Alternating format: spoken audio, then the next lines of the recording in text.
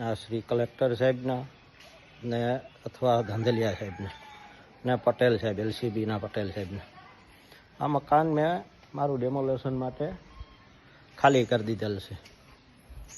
Demolition કરી નાખ્યો. તમારે 50 લાખ તમારે ત્રણેયના ભાગમાં જોતા હતા કે શું હતું? તમારા મકાન ડેમોલેશનની નોટિસ તમે આપી. મારે પટેલ સાહેબને કહેવાનું છે કે તમારા કોર્ટની તૈયારી રાખજો.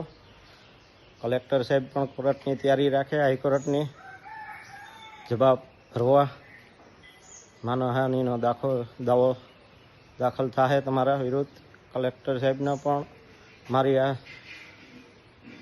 કહેવાનું કે તમારો પણ આમાં ભાગ છે સાહેબ. તો તમે ડાયરેક્ટ મારી તંદીની અંદર ડેમોલેશનની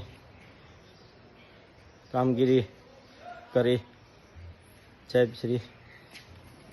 તો તમને તંદીનો તમે મને ટાઈમ આપ્યો એટલે હું તંદીની અંદર મારા મકાન ડેમોલેશન માટે તમને ખાલી કરી આપ્યા.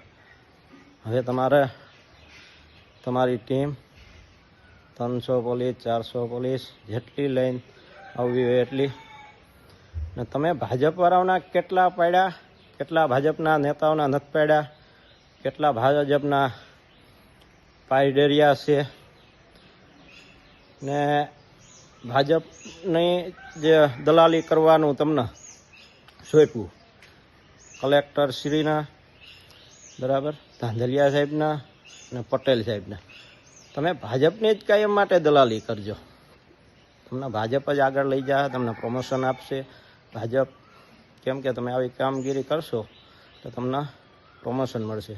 તમને 50 લાખ ન મળે ત્યાં તમારે આવું કામ કરવાનું, બરાબર. વિસાવદરમાં પણ તમે ચૂંટણી ટાણે ત્રણેય અધિકારીઓએ જે કામ કર્યા, આમ આદમી પાર્ટીના પૈસા, દામ, આ તે ધાક ધમકી, દારૂના અડા પુગાડ્યા, દારૂની ગાડીઓ પુગાડ્યું, બરાબર, કિરીટ પટેલના માથે રહીને સાહેબ ધાંધલિયા સાહેબે અને પટેલે, બરાબર. ને અહીંયા મારું ડેમોલેશન કરવાનું કહે છે. એટલે આ કરી જ નાખજો. હું તો કહું મારે તો હું જુનાગઢમાં આવ્યો ત્યારે ભેહું ભેગા કોથરા બાંધી ને મારા બાપા આવ્યા હતા. અને હું પાછો કોથરાથી ઝૂંપડું બનાવી પણ રહી હંગી સાહેબ. પણ તમારા છોકરા ને તમારા આ રીતના ઝૂંપડામાં નહીં રહી હંગે. જો તમે ત્યાં કાટીમાં આવી ગયા ને તો મારું આટલું કહેવાનું.